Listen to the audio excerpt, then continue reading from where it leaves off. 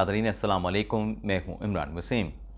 Nazir programme में सबसे पहले तो हम बात करेंगे जो पाकिस्तान की जानिब से मोदी सरकार को भारतीय अफवाज को जो एक चैलेंज दिया गया है, वो चैलेंज है क्या और पाकिस्तान ने ये चैलेंज क्यों दिया है और भारत की तरफ से जंग की धमकी क्या है। इस खबर से अपने प्रोग्राम का आगाज़ करेंगे और इसके बाद हमारे वीडियो लॉग की जो पाकिस्तान से जुड़ी सियासी खबरें हैं, पाकिस्तान से जुड़ी जो अदालती खबरें हैं, जो पाकिस्तान तहरीक इंसाफ के रहनुमाओं की जो गिरफ़्तारी का ख़दशा है, जो ख़तरे की घंटी बजी है, फिर इन तमाम ख़बरों की जो डिटेल्स हैं वो आपकी खिदमत में पेश करेंगे। लेकिन व्लॉग का आगाज़ करने से पहले आपसे दरख्वास्त के चैनल को सब्सक्राइब कर लें, बेल आइकॉन का बटन प्रेस करें। वीडियो पसंद आए तो इसे लाइक और शेयर ज़रूर कीजिएगा। तो पहली खबर से व्लॉग का आगाज़ करते हैं। नाज़रीन, जो पाक भारत जंग हुई, मैं ज़्यादा पस मंज़र या ज़्यादा बैकग्राउंड में नहीं जाऊंगा।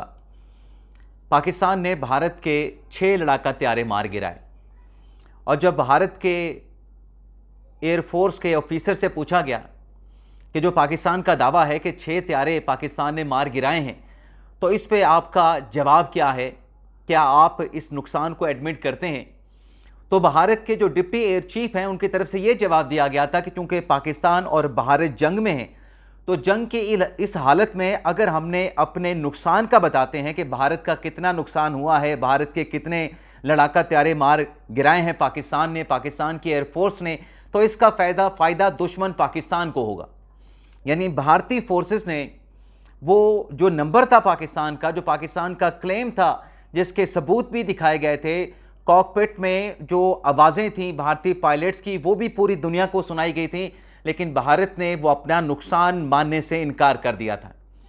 लेकिन जहां भारत अपना नुकसान मानने से इनकारी था, वहीं भारत ने कभी ये दावा नहीं किया कि पाकिस्तान के 5 लड़ाका त्यारों समेत 6 तैयारे भारत ने पाकिस्तान के भी मार गिराए हैं।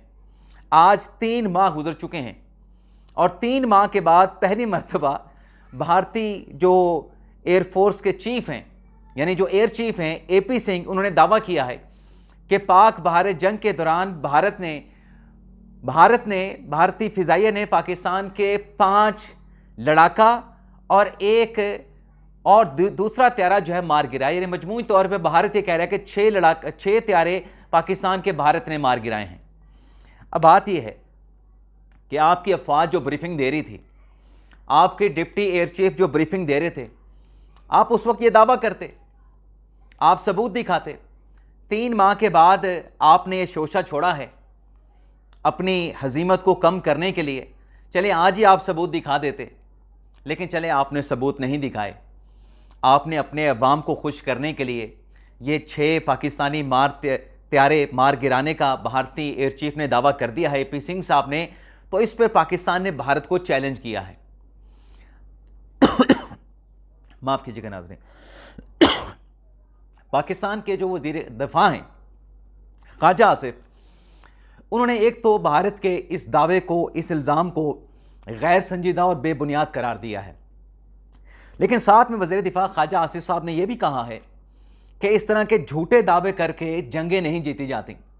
लेकिन जो चैलेंज ख्वाजा आसिफ ने दिया है कि चलें, भारतीय एयर चीफ ने जो दावा कर दिया है, अब ऐसा करते हैं, भारत को हमारा चैलेंज है कि दुनिया के जो आज़ाद इदारे हैं, पाकिस्तान अपने त्यारों की इन्वेंट्री उन आज़ाद इदारों को दिखाने के लिए तैयार है और भारत अपने त्यारों की, लड़ाका त्यारों की इन्वेंट्री आज़ाद इदारों को दिखाए।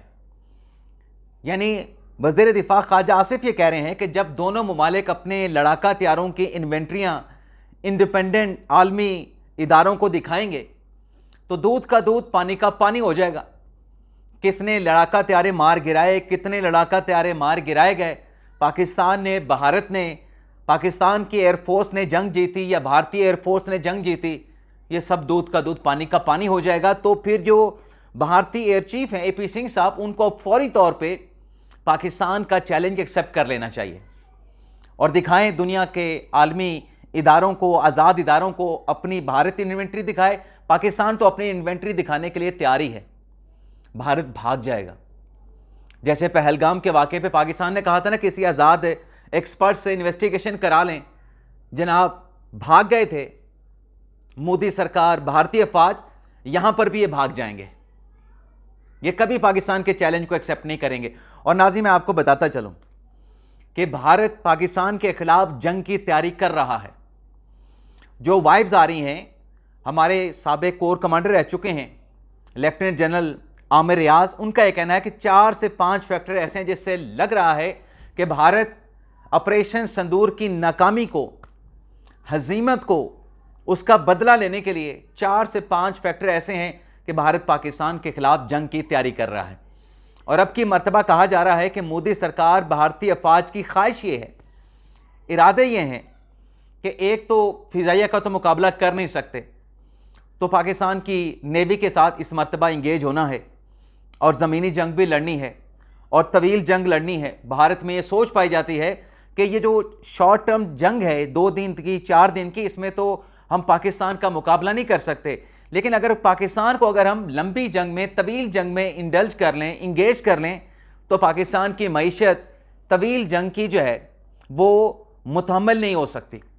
तो भारत तवील जंग की तैयारी कर रहा है। तो भारत ये जो जंग की धमकियां, ये जो जंग की तैयारियां कर रहा है, तो उस पर भी आप भारत को बताते जाएं कि DGISPR ने चंद रोज पहले इन तैयारियों पे कह दिया था, नेवी के साथ मुकाबला करना है तो वो भी चलें करके देख लें। पाकिस्तान की फिजाइया से ज़्यादा सख्त जवाब इंडिया की फिजाइया को पाकिस्तान की नेवी से मिलेगा, इंडिया की नेवी को पाकिस्तान की नेवी से मिलेगा। दांत खट्टे कर देगी पाकिस्तान की नेवी इंडियन नेवी की। और जैसे DGISPR लेफ्टिनेंट जनरल अहमद शरीफ साहब ने कहा कि मशरिक का जो बॉर्डर है, मशरिक से भी भारत से हमला करेंगे और डेप्थ तक, गहराई तक हमला करेंगे। और ठिकाने भी भारत को पता है कि पाकिस्तान ने कहां कहां पे फिर ठिकानों को निशाना बनाना है। यानी अजीब मंतक और झूठे बयानिए, प्रोपोगंडे और इस किस्म के दावे कि 6 त्यारे मार गिराए, 3 माह के बाद इनको याद आया तो ले आए अपनी इन्वेंट्रियां, और पाकिस्तान भी अपनी इन्वेंट्रियां देने के लिए तैयार है। अब आ जाते हैं हमारे जो प्रोग्राम का दूसरा सेगमेंट है, उस पर बात कर लेते हैं। नाज़रीन, इमरान खान साहब ने जो सुप्रीम कोर्ट में अपीलें दायर की हैं कि 9 मई केस में उनकी जो गिरफ्तारी है, उनकी गिरफ्तारी को ख़त्म किया जाए और जो लाहौर हाई कोर्ट का फैसला है, लाहौर हाई कोर्ट का फैसला सेट असाइड करते हुए 9 मई के 8 मुकदमात में मुझे रिहाई दी जाए, मेरी ज़मानत मंजूर की जाए। तो इस पे इब्तदाई समाअत में चूँकि मरकज़ी अपीलें नहीं लगी थी, तो उस पर फिर आज 12 अगस्त तक केस की समाअत को मुलतवी किया गया था। अब 3 रुकनी बेंच भी बन चुका है। चीफ जस्टिस CI अफरीदी साहब उस बेंच की सरबराही करेंगे और बेंच में जस्टिस शफी सदीकी साहब हैं, बेंच में जस्टिस मियां गुल हसन औरंगज़ेब साहब हैं। तो 12 अगस्त को इस केस की समाअत होना है और 12 अगस्त की केस की समाअत की ना सिर्फ कॉज लिस्ट जारी कर दी गई है, बल्कि कॉज लिस्ट के साथ इमरान खान साहब की लीगल टीम को भी 12 अगस्त की समाअत के हवाले से मुतनब्बे कर दिया गया है, आगाह कर दिया गया है अदालती नोटिस के जरिए। यानी चीफ साहब के हुक्म से यह मुकदमा 12 अगस्त को 3 रुकनी बेंच के सामने समाअत के लिए मुकर्रर है। अब देखते हैं, आखिरी समाअत पे तो सलमान अकरम राजा साहब पेश हुए थे, सलमान सदर साहब की जनरल एडजर्नमेंट थी। तो सलमान सदर साहब जो हैं इस केस में क्या दलाइल देते हैं, क्योंकि इस केस में जो लाहौर हाई कोर्ट ने ज़मानतें इमरान खान साहब की मुस्तरद की थी, उसकी बुनियादी वजह यह थी कि जो इमरान खान साहब के 3 टेस्ट होने थे, polygraphic test, voice matching test और एक और टेस्ट था, वॉइस मैचिंग और फोटोग्रामेट्री टेस्ट और पॉलीग्राफिक टेस्ट और वॉइस मैचिंग टेस्ट, ये 3 टेस्ट उनके होने थे। खान साहब ने वो टेस्ट नहीं करवाए थे, तफ्तीशी के साथ ताउन नहीं किया था। इस बुनियाद पर लाहौर हाई कोर्ट ने खान साहब को 8 मई के मुकदमात में ज़मानत नहीं दी थी। अब सुप्रीम कोर्ट से जो भी फैसला होगा उसकी तफसीलात आपके साथ हम शेयर करेंगे। लेकिन नाज़रीन, पाकिस्तान तहरीक इंसाफ के रहनुमाओं की बड़ी गिरफ्तारियों का इम्कान है।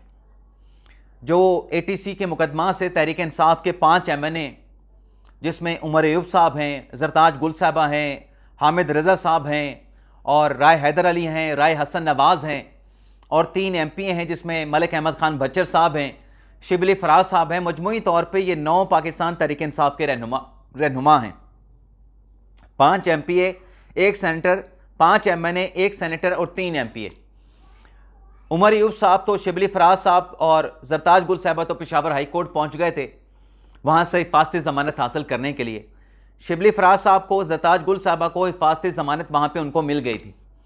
आज जरताज गुल साहबा ने जो 11 अगस्त तक उनको हिफाजती ज़मानत मिली थी, उस हिफाजती ज़मानत को लेके आज 9 अगस्त को लाहौर हाई कोर्ट में उन्होंने जो ATC अदालत फैसलाबाद का जो जजमेंट है उसको चैलेंज कर दिया है कि ये गैर कानूनी गैर आइनी फ़ैसला है, मैं मौके पे थी नहीं, मेरा कोई ताल्लुक़ नहीं 9 मई के इंसिडेंट के साथ, कोर कमांडर हाउस पे ये फैसलाबाद में जो कुछ हुआ तो मुझे इस केस से बरी किया जाए, ATC अदालत का फैसला कलअदम करार दिया जाए। लेकिन लाहौर हाई कोर्ट के रजिस्ट्रार ने जरताज गुल की अपीलों पर एतराज़ लगा दिया है।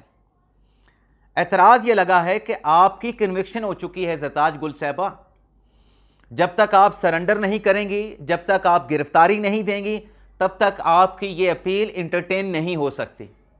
अच्छा, ये तो लाहौर हाई कोर्ट का एतराज़ है। आज उमर अयूब साहब ने जो अस्करी टावर हमला केस और थाना शादमान पे हमले का जो मुकदमा ATC अदालत लाहौर में ज़ेर समात था, वहाँ पे उमर अयूब साहब की आज ज़मानत की अबूरी ज़मानत की आखिरी दिन था। लेकिन वहाँ पे उमर अयूब साहब के वकील पेश हुए, इस्तस्ना की दरख्वास्त फाइल की और जज साहब से कहा कि उमर अयूब साहब को 10 साल की सज़ा हो चुकी है और पेशावर हाई कोर्ट से हिफाजती ज़मानत लेना है, और क्योंकि वो हिफाजती ज़मानत नहीं मिली तो लिहाजा इस केस में जो अपने उमर अयूब साहब हैं उनके इस्तस्ना की दरख्वास्त को एक्सेप्ट किया जाए, और जब वो हिफाजती ज़मानत ले लेंगे पेशावर हाई कोर्ट से तो अदालत के सामने पेश हो जाएंगे। अब मौक़िफ़ तो ठीक उनका था, वकील साहब का, जो उमर अयूब साहब के वकील थे, लेकिन जज साहब ने आगे बड़ा जवाब दिया। पूरा जो कानून और आइन का सबक होता है वो उमर अयूब साहब के वकील को पढ़ा दिया। जज साहब ने उनसे कहा कि देखें कि जब सज़ा हो चुकी है, 10 साल की सज़ा का आप खुद कह रहे हैं कि सज़ा हो चुकी है, तो सज़ा होने के बाद तो मुजरम को अदालत में सरेंडर करना होता है। तो जब उमर अयूब साहब ने सरेंडर ही नहीं किया तो फिर उनकी इस्तस्ना की दरख्वास्त को कैसे मान लें। जज साहब ने कहा, ATC अदालत के जज साहब ने, कि सज़ा हो चुकी है तो मुजरम अदालत के सामने पहले सरेंडर करे। सज़ा याफ्ता मुजरम की हिफाजती राहदारी ज़मानत भी नहीं मिलती। और यही मैंने आपसे कहा था कि न जाने पेशावर हाई कोर्ट ने एक रिलीफ तो दे दिया जरताज गुल साहबा को, शिबली फराज साहब को, लेकिन सज़ा याफ्ता को राहदारी ज़मानत नहीं मिलती जब तक सरेंडर ना करे। लेकिन पेशावर हाई कोर्ट ने उनको फिर भी, खातून को, जरताज गुल को और शिबली फराज साहब को राहदारी ज़मानत भी दी। लेकिन स्टार लाहौर हाई कोर्ट ने एतराज़ लगा के उन अपीलों को नाकाबिले समात करार दे दिया है कि ये नाकाबिले समात है जब तक गिरफ्तारी न दें। और बल्कि ATC अदालत के जज ने यह भी कहा कि सरेंडर से पहले मुल्ज़म अपील भी दायर नहीं कर सकता, पहले गिरफ्तारी इनको देना पड़ेगी। अब ये जो 9 पाकिस्तान तहरीक इंसाफ के रहनुमा हैं, जो मैंने आपको बताए हैं कि 5 MNA हैं, MNA कौन है उनके नाम आपको बताए, सेनेटर शिबली फराज साहब हैं, 3 MP हैं, अहमद खान बच्चर साहब हैं, और पाकिस्तान तहरीक इंसाफ के रहनुमा हैं जुनैद अफजल शाही साहब हैं। इन सबको गिरफ्तारियां देना पड़ेंगी, इनको जेल जाना पड़ेगा। जेल जाने के बाद ये अपील दायर कर सकते हैं, और 7 रोज़ की मियाद भी इनकी ख़त्म हो चुकी है। अब तो हाई कोर्ट को इनको स्पेशल कंसेशन देना पड़ेगा अगर ये अदालत को, हाई कोर्ट को मुतमिन कर पाए, क्योंकि 7 रोज़ के अंदर अपील दायर करनी थी। 11 अगस्त को 7 अगस्त तो पूरी हो जाएगी, और अगर अदालत ने इनका जो जवाज़ होगा कि 7 दिन के अंदर अपील आपने क्यों फाइल नहीं की, तो फिर इस सूरत में तो इनकी अपील टाइम बार्ड हो जाएगी। न जाने PTI के लोग अपने साथ क्या कर रहे हैं, खुदा जाने। पीर तक इनके पास वक्त है, अगर ये गिरफ्तारियां दे दें तो पीर के दिन भी इनकी अपीलें फाइल हो सकती हैं। अदरवाइज़ ये ज़रूर हो सकता है कि पीर के दिन अगर गिरफ्तारी भी ये दे दें, इनकी अपील फाइल नहीं होती, लेकिन स्टार ऑफिस लाहौर को आगाह कर सकते हैं कि हम अपील फाइल करना चाहते हैं, हमें 10 दिन 15 दिन का टाइम दे दें, तो ये टाइम उनको मिल जाएगा, लेकिन गिरफ्तारियां देने पे, गिरफ्तारियों के बगैर नहीं होगा। तो ये खतरे की घंटी जब से ATC अदालत का फैसला आया है तहरीक इंसाफ के रहनुमाओं के लिए बज चुकी है। वैसे आज एक और भी लाहौर की ATC अदालत से फैसला आना था 9 मई का। जज साहब ने कहा भी था कि रात के अंधेरे में नहीं, दिन की रोशनी में फैसला सुनाऊंगा। अभी तक उनके फैसले का इंतज़ार किया जा रहा है। ATC अदालत लाहौर ने अभी तक उस केस का फैसला नहीं सुनाया है। बाकी एक छोटी सी खबर चीफ जस्टिस याही अफरीदी साहब के हवाले से भी है। आज चीफ जस्टिस याही अफरीदी साहब जो हैं वो अचानक पॉलीक्लिनिक हॉस्पिटल पहुंच गए, और जब चीफ साहब याही अफरीदी साहब पॉलीक्लिनिक हॉस्पिटल पहुंचे तो वहाँ के डॉक्टर्स और स्टाफ की दौड़ें लग गईं। दरअसल याही अफरीदी साहब हॉस्पिटल गए थे ज़राए के मुताबिक अपनी आँखों का चेकअप कराने। तो याहिया फरीद साहब का वहाँ पे आंखों का चेकअप किया गया, उनके कुछ टेस्ट लिए गए और वो चेकअप कराने के बाद याहिया फरीद साहब जो हैं फिर पॉलीक्लिनिक से वापस अपने सुप्रीम कोर्ट में जो चैम्बर है चीफ जस्टिस का, अपने चैम्बर में वापस आ गए। इजाज़त चाहते हैं नाज़रीन, अल्लाह हाफिज़।